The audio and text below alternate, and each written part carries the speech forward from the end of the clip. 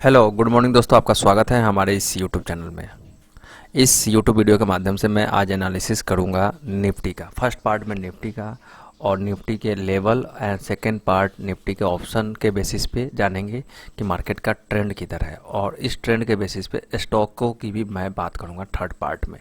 तो इसलिए इस वीडियो को कंप्लीट देखने की कोशिश कीजिएगा। तो सबसे इम्पोर्टेंट ये लेवल आपको स्क्रीन पे दिख रहा है कि कल जिस तरीके से मैंने बोला था कि 356 के एक मेजर रेजिस्टेंस है और वहाँ से एक डीप आएगा और फिर से दोबारा अटेम्प्ट करेगा तो 440 तक जा सकता है।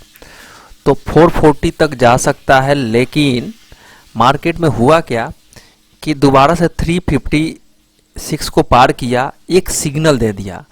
इस मार्केट में लेवल जो है ना एलियंस की तरह काम करता है, और उस सिग्नल देने के बाद आपने देखा 361 का हाई लगाया, ये सिग्नल दे दिया कि भैया टारगेट 1 हम अचीव कर गए हैं और अब हम टारगेट थर्ड की तरफ बढ़ रहे हैं। और थर्ड के लिए ये एक इम्पॉर्टेंट रेजिस्टेंस जोन होता है 10,440। तो 10,440 का जो मेरा व्यू था, वो जो भी मेरा व्यू होता है लगभग 24 आवर होने के लिए, एक दिन भी हो जाए क्योंकि मार्केट है, कुछ भी हो सकता है, और नहीं तो 24 घंटे 48 घंटे में एग्जीक्यूशन हो जाता है। तो मार्केट जो है इस दिशा में एक बार जाएगा और उसके बाद 440 के आसपास देखना होगा कि क्या फिर से अटेम्प्ट करेगा 656 के लिए।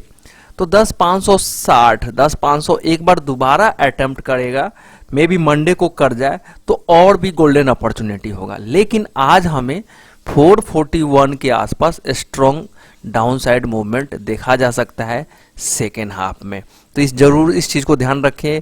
अगर किसी भी कारणवश, और आज के लिए इंपॉर्टेंट ब्रेकआउट लेवल 340 और नेक्स्ट 390, ये दोनों लेवल क्रॉस कर जाएगा तो 440 तक जाने की पूरी चांसेस होगा। उसके बाद हम एक डाउनसाइड इंट्राडे लगभग 40-50 पॉइंट का डाउनसाइड मूवमेंट देखेंगे, और इस डाउनसाइड में ये क्लियर होगा कि क्या 560 जाएगा या नहीं जाएगा मंडे को। उसके लिए अगर निफ्टी फिर से 300 के लेवल पे वापस आ जाती है तो इसका मतलब कि हमारा मंजिल कंप्लीट हो गया है और फिर से हम नीचे की तरफ चले जाएंगे।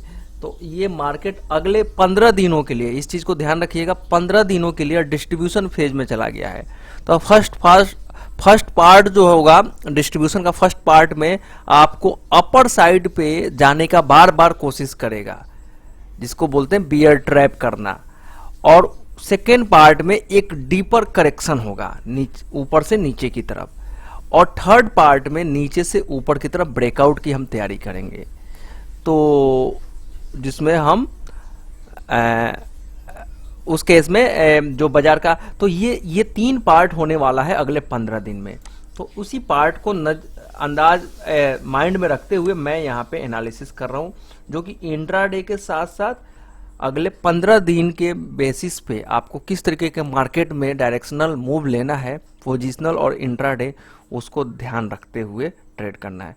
तो ओवरऑल हमने ये जाना कि ऊपर 365 390 ये दो रेजिस्टेंस जोन है, वहाँ 390 के आसपास और 365 के आसपास से एक डाउन साइड मूवमेंट आएगा, और उस डाउन साइड में 315 नहीं कटेगा और दोबारा से 340 330 के लेवल से फिर से बाउंस आएगा और 440 तक चला जाएगा। और अगर वन वे में 441 आ गया तो एक वेट एंड वॉच करना चाहिए सेकेंड हाफ में, एक 50-60 पॉइंट 70 पॉइंट का डाउन साइड मूवमेंट के लिए, या जब भी ये लेवल टच करे 441 तो वहां से एक 390 तक का एक डाउन साइड मूवमेंट आएगा और फिर से अटेम्प्ट करेगा 440 460, वहां पे फिर सेकेंड हाफ में हम बेचेंगे। तो ये रहा निफ्टी की एनालिसिस। अगर हम बात करें ऑप्शन के बेसिस पे, तो ऑप्शन के बेसिस पे जो निफ्टी का व्यू है वो क्या है, तो निफ्टी का ऑप्शन के बेसिस पे आपको ये दिख रहा है 10,000 के पुट ऑप्शन का ब्रेकआउट लेवल 90 के आसपास है। तो 90 के ऊपर जाएगा तभी हम डाउन साइड का मूवमेंट करेंगे।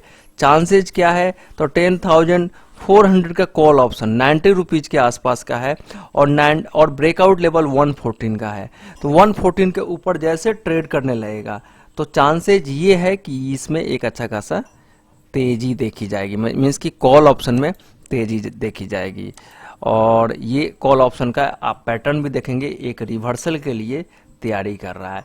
ये डोजी पैटर्न बना करके एक तैयारी कर रहा है और ये कहीं ना कहीं पुराने हाई की तरफ जाने की कोशिश करेगा, जो कि 240 का है। तो 240 का है, इसका 61% भी रिट्रेसमेंट करता है, तो इजीली 170 तक का मूवमेंट मिनिमम आ जाना चाहिए। ये मेरा एजुकेशनल व्यू है, कोई भी पोजिशनल ट्रेड नहीं करना है। 114-15 रुपये के ऊपर तेजी आने की पूरी संभावनाएं हैं।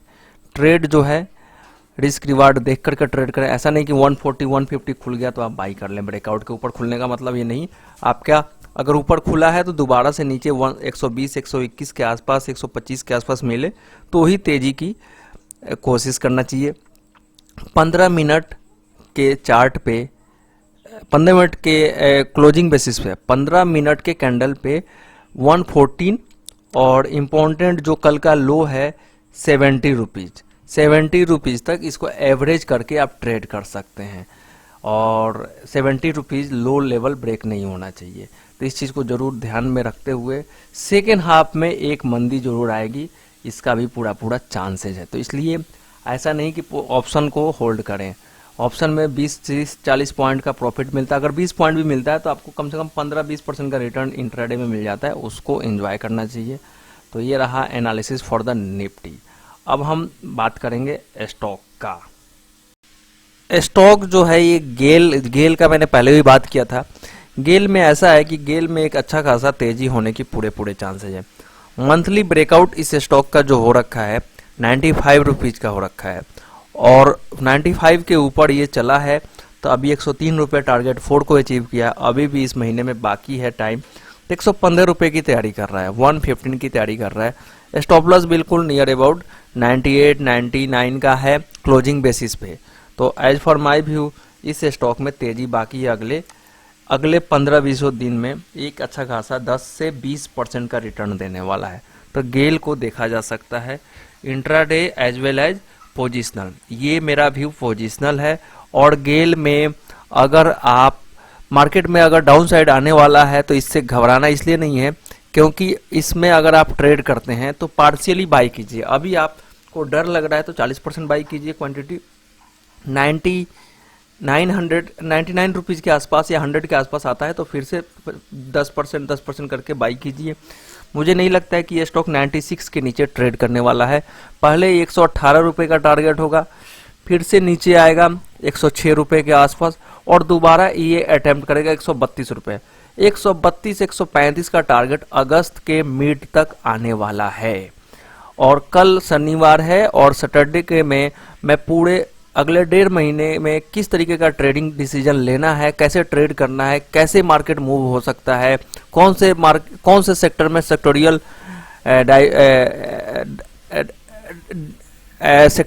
डाउनसाइड मूवमेंट देखा जा सकता है और कौन से सेक्टोरियल में बहुत बड़ी तेजी देखी जा सकती है, उसकी कंप्लीट एनालिसिस मैं कल करने वाला हूं।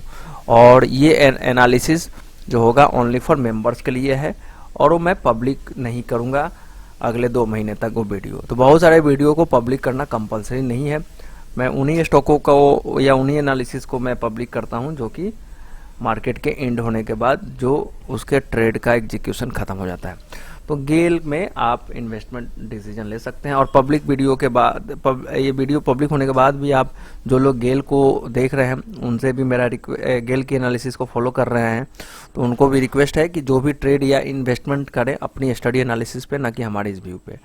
वीडियो अच्छा लगे तो लाइक एंड शेयर करें और जो आप लोगों ने चैनल को सब्सक्राइब नहीं किया तो सब्सक्राइब करें और लाइक करके कमेंट करके बताइए कि कैसा लगा मेरा व्यू अच्छा लगा तो कम से कम लोगों के बीच में शेयर कीजिए। अगर जितना ज़्यादा व्यू होगा उतना ही ज़्यादा एनालिसिस होगा। Thanks for watching this video के